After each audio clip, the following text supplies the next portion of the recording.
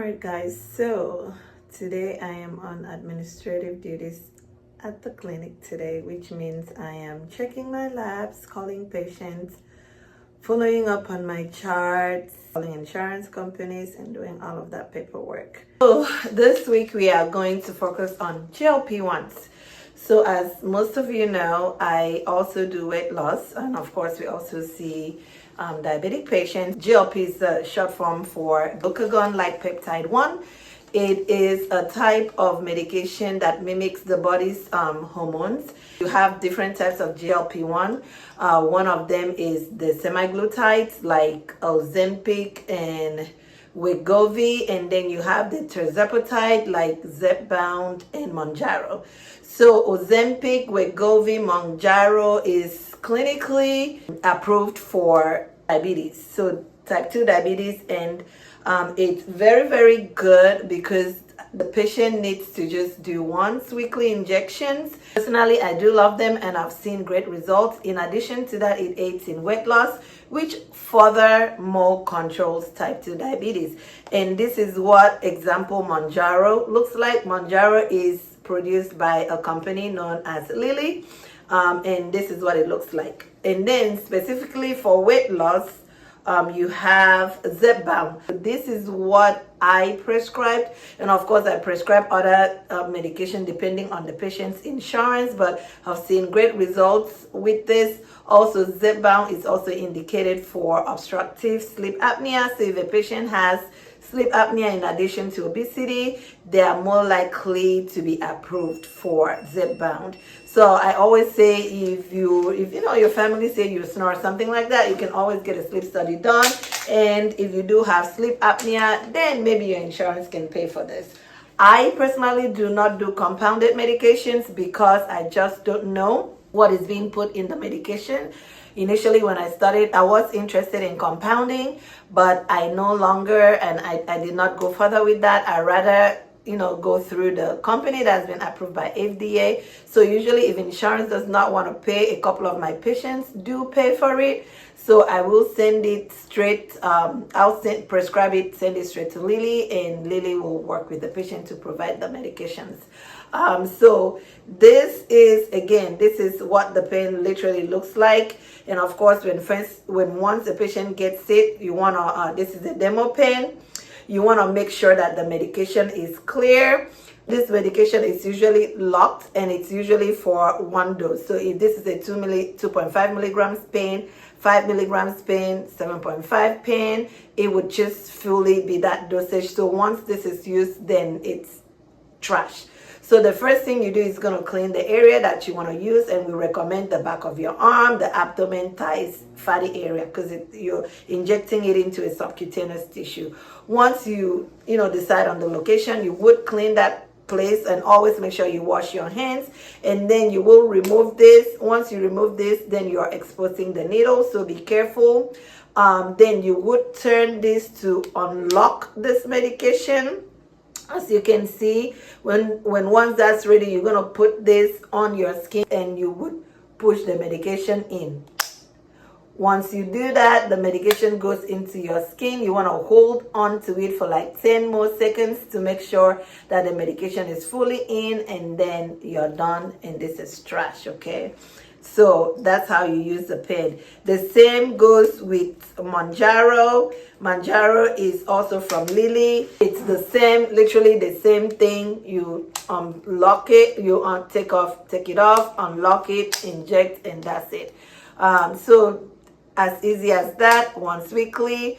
Very good. I have a couple of my patients on this because I think it's just so much better than injecting yourself with insulin. And of course, one common side effect is GI issues like nausea, vomiting, diarrhea, stuff like that.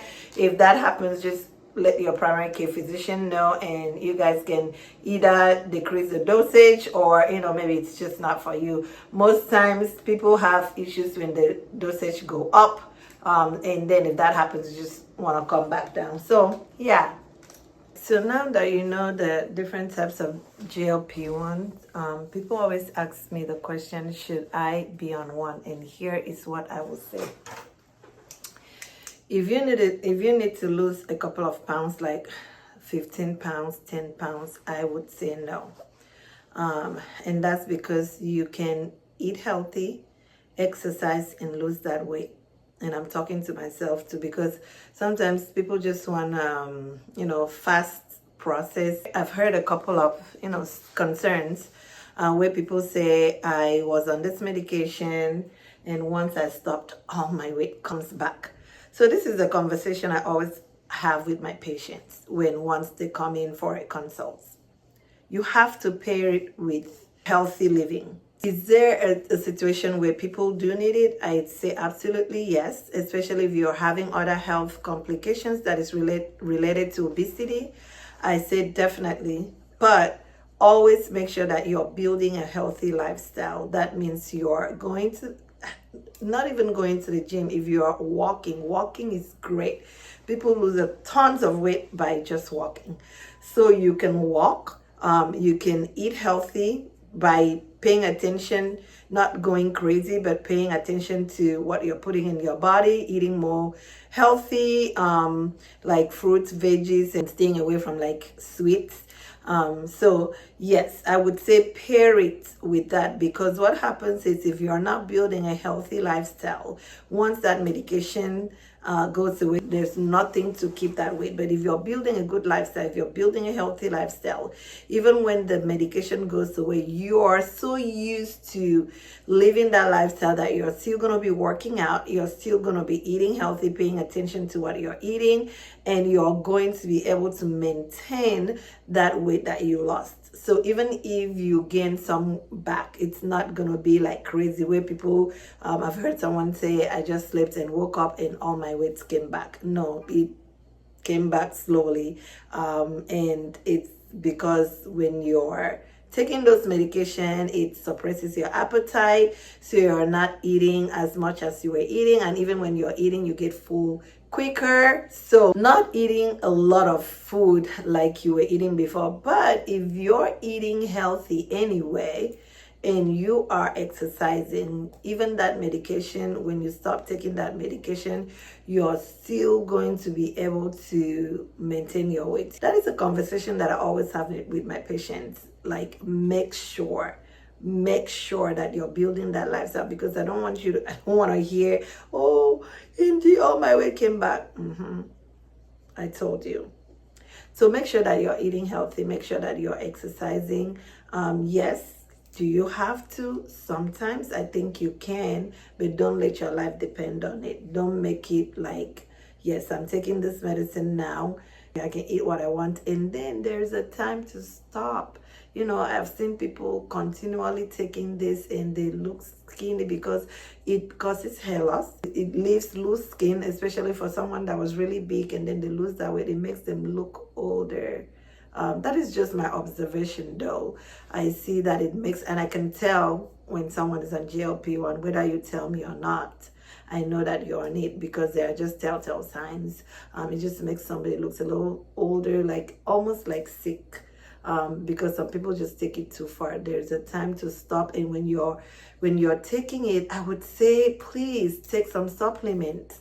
Add some vitamins, collagen, things to tighten your skin, things to make your skin look good. Not just taking the medicine and and not taking care of your overall skin. So yeah, that's what I would say. There are times that people do need it because of their health. Yes, absolutely. But there are times that no, girl, you just need to walk out and lose that weight. And that's what I'm telling myself, as a matter of fact.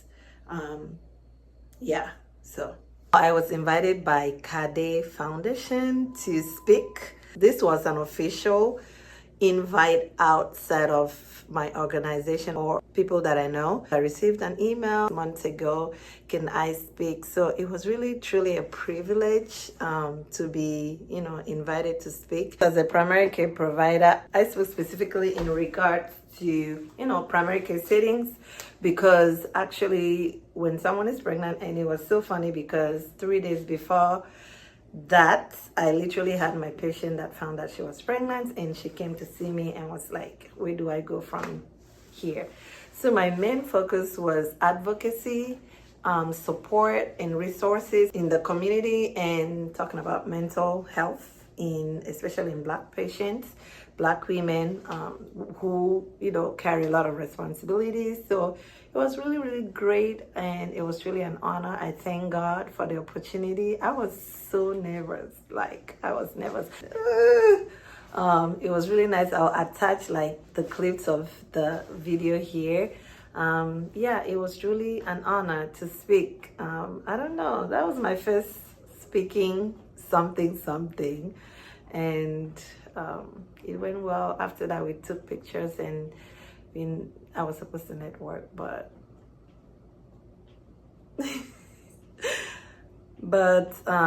yeah, I talked about nutrition, prenatal screening, exercise during pregnancy, speaking up for yourself, and basically just stewarding the gift that God has given you as a pregnant woman. It's for me, it's an honor, it's a privilege to have babies. So if God has blessed you with that gift, how are you going to steward it? So that was it. And we talked about in terms of advocacy. So something came up, and I thought I should share this.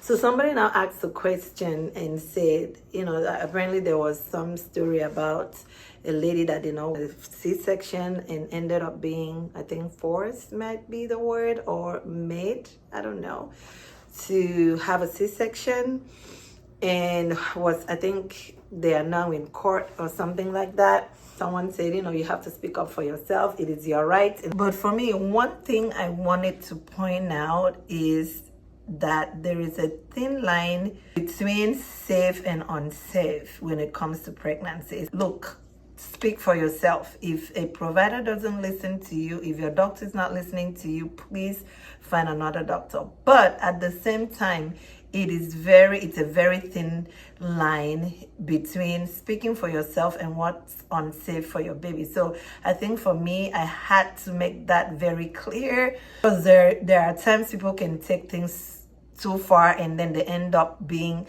putting themselves and the baby in danger. So I would say educate yourself on what you want during your delivery, and the things that you feel like are absolutely necessary for you. If you're truly going through labor for 3 days and you really do need C-section, it is okay, because we have to be very culturally sensitive. I am from Nigeria, and I know there's a lot of people, or a lot of women in Nigeria, that have died during delivery because they don't want a C-section. They feel like if you have a C-section, that means God doesn't love you, or you truly don't have faith, which is absolutely wrong. God gives doctors the wisdom and the knowledge to do these things. So we have to also be very careful so that we do not take things too far. If your baby is at risk, if you are at risk of losing your life, and you are still saying, I'm making my decision because I don't want to have C-section, I would just say, please think of the life of the baby, and think about your life too. So you have to be very careful in that aspect. I know there are some times that things are kind of forced or pushed on you, and maybe, but just first of all, trust your doctor, right? You have to be working with somebody that you trust, somebody that got your back, so that you guys can sit down and have a conversation and say, okay, where do we cut things off? Where do we say, okay, this is too far? Where do we draw the line, essentially? And just make sure that you're making the right decision when it comes to that. So be safe out there.